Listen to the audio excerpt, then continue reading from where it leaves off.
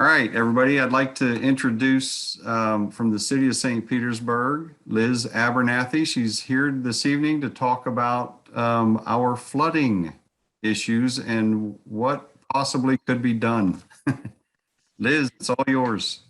Hi, everybody. Nice to meet Liz, you. Liz Abernathy, I'm the Director of Planning and Development Services, and unfortunately, Noah is a little under the weather.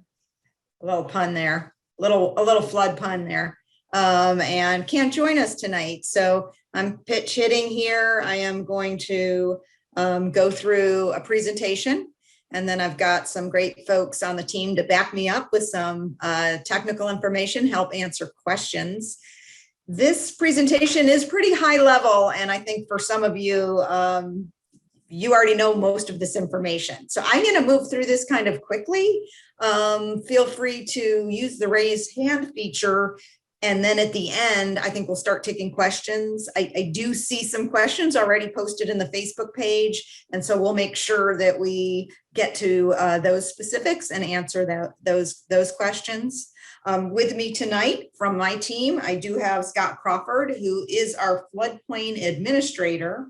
He's also a deputy building official, so has a lot of familiarity. Sorry, I was hard to getting that out with both the floodplain regulations and our building code regulations. And Brajesh Preman, who is our director of engineering and capital improvements. He's going to talk about some of the projects that we have done and that we are doing and that we are planning to do to help to try to address some of the flooding issues in your neighborhood. So hopefully we'll be able to answer your questions. If not, we will make sure that you have our contact information as a follow-up for anything we don't get to tonight. So with that, I am going to share screen and run through this presentation on flood resilience generally in the city. And this again is kind of a citywide presentation, and our neighborhood, this neighborhood really has seen a lot of these impacts that are talked about here. So I think I just jumped forward an extra slide. Little history, National Flood Insurance Program. We're all familiar with it if you live in this neighborhood. Started in 1968 by Congress to help provide a means for property owners to financially protect themselves from flood events. Participating communities, and that's the city, agree to adopt and enforce these ordinances that meet or exceed FEMA requirements to reduce risk of flooding. Part of the way to reduce the cost of flood insurance is through our community rating system, or CRS. And NOAA is key to helping us to get a great rating and give us the discounts that we do qualify for in our city. This is an example of a flood damaged house. Of course, not in our neighborhood, but we've seen lots of them in our neighborhood. I should have had a picture for that. But as you know, this amount of water is going to cause a lot of damage, especially on the inside. And an important point to remember is that floods don't discriminate. They often affect several buildings, and the community as a whole suffers from these flooding events. And we all felt that last November. Every building within a community represents money that needs to be protected. So we want to look at how much damage water can cause. I think especially those maybe that are on this call that were directly affected by that last storm event. You know how expensive it is. I mean, even just a little bit of water really translates to a lot of losses, both with your personal property as well as with the structure itself. An inch of water can, in a 2,000 square foot house, can translate to over $20,000. Get a foot of water, you're looking at 30 grand plus. Everybody should understand. I think everybody in Shore Acres knows that we live in a flood zone here. It's also a special flood hazard area. Citywide, almost 43,000 residential units are in a special flood hazard area. And that's about half of our city that is within a floodplain. So, something that we have to tackle, have to address on a lot of levels. And as we know, our neighborhood is particularly impacted. St. Pizza Peninsula, surrounded by water, causes waves. Our flood map areas look at wave height of up to 3 feet in our VE zone. We just adopted new flood maps. Scott can talk a little bit more about that in August. Were recently updated, and it's important that buildings are elevated to address the flooding. We have flood zones, we have evacuation zones, and we know when those evacuation orders are called, that has to do with a specific flood event, making sure we evacuate to areas that are safe. Sorry, I'm going to move backwards here. In the past 5 years, all 50 states have experienced floods. We saw that with this last flood event, and what happened in New England and areas that aren't even anywhere near the water. The number of folks affected, the people that killed in their basements. I mean, it's really quite shocking. We are somewhat accustomed to that. We know what to do. Unfortunately, those folks were kind of taken by surprise. 25% of our claims receive a third of the federal disaster assistance in flooding. So it's a small percentage of the claims are taking a big percentage of the money, I think is what the point of that is. Know your flood hazard. I think we all know that here in this neighborhood. Ensure you and your family are aware, you have your plans. If you're in, make sure you've got your flood insurance. I know we've all struggled with making sure that we can keep our insurance. One of the major factors in flooding can be stormwater runoff. And Brajesh is going to talk a little bit later about the master stormwater plan that the city's been working on. Stormwater runoff can cause flash floods, general flooding, our king tides, high tides. I think we're all pretty well versed in the things that cause our flooding in our neighborhood. But the more impervious surface, the more runoff.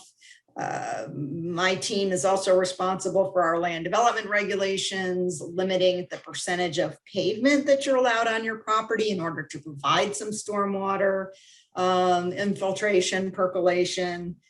We balance that. Our team is also responsible for reviewing plans for new development, making sure that on those new houses leave enough room for stormwater runoff and percolation, and how that is addressed and directed to the street to try to avoid impacting any neighbors. We had a little bit of a conversation about that earlier.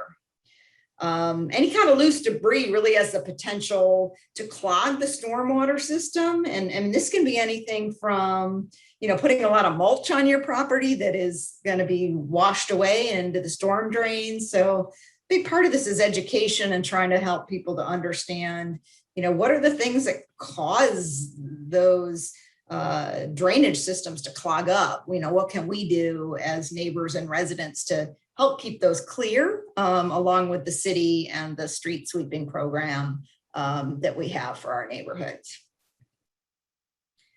Okay, part of being prepared for storms is mitigation. I don't think I have to go into this too much. I mean, I think we all, again, if you've lived in this neighborhood for very long, you know how to deal with, those flood events, and when we know they're coming our way. But keep maintenance, keeping your gutters clear. There's things you can do on your individual house to make sure that the water's moving the way it's supposed to and not backing up, causing problems for your foundation, for your neighbors.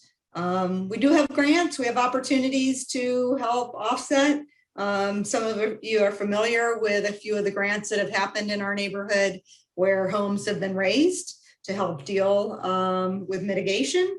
And Noah's kind of the main point person on that. So, again, unfortunately, he's not here. I'm going to make sure I take great notes if people have questions and we can't answer them, to make sure that we can get back to you. Potential for hurricanes, causes rainfall, increased wave heights. I think, again, I don't need to go into this in too much detail. We know what this brings. Hey, Liz. Yes. Liz, can I ask a question real quick? No Sure. offense, but when is Noah going to be available so we can have a meeting with Noah? Because I think a lot of us have these same kind of questions as far as the grants are concerned. So, you know when he might be available to do another Zoom?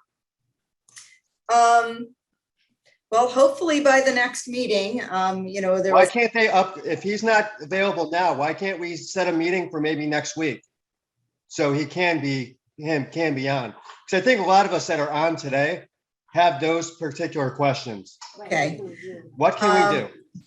Sure. So, and hopefully Scott's going to be able to answer some of those questions. So we're going to do our best, and we'll certainly would be happy to schedule another meeting. I might give him 2 weeks, given the circumstance right now. So I don't want to set up another meeting and then only to cancel it if he's not ready. So again, we'll do our best. If we don't do good enough, we'll make sure we get him back on for you. Thank you. CRS rating, sure, no problem. We're at a 25% discount now. We just had our audit. We're going through and responding, making sure we try to keep that. And we're going to do our best to lower that even further. And one of the prerequisites to that is that stormwater master plan that Brajesh is working on. Once that's done, we may be able to get to a 4 or even a 3. So that's really our goal, is to continue to work to reduce our flood insurance premiums for everybody in the city and, our neighborhood in particular.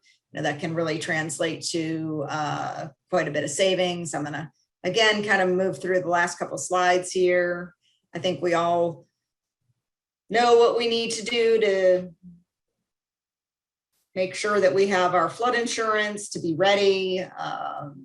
And, the flood insurances isn't going to continue to rise. We're monitoring that with our policymakers, our city council, lobbying to try to make sure that we can keep those premiums to a point where they are somewhat affordable. So that really ends the presentation. Here's Noah's contact information. With that, we can turn it over to, we can either answer some questions right now, or we can let Brajesh Prayman talk about the specific projects that are underway and planned to help to deal with some of the street flooding and other flooding issues. So Kevin, whatever is the preference, I'm gonna stop my screen sharing here. And Yeah, I think we need to have Brajesh come in and give us an update on mitigation, if that's possible. I think he's ready to. I'm sure there'll be a lot of questions Fred. after that. All right. And I'm going to keep my eye out for those in the chat and on the Facebook page. Thanks. Okay, thank you. Thank you all for attending tonight, and thank you for inviting us here. I'll try my best to cover as much questions as I can. And I just want to hit on a few things that Liz mentioned. Liz mentioned at the beginning and during your presentation of the need of neighbors and residents while you're going through the process of cleaning your yards or just regular maintenance, making sure that those drainage structures are not clogged.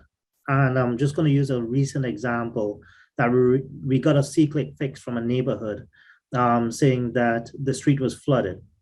And I am going to include this in my presentations for the Stormwater Master Plan when I do come out to do these later on this year.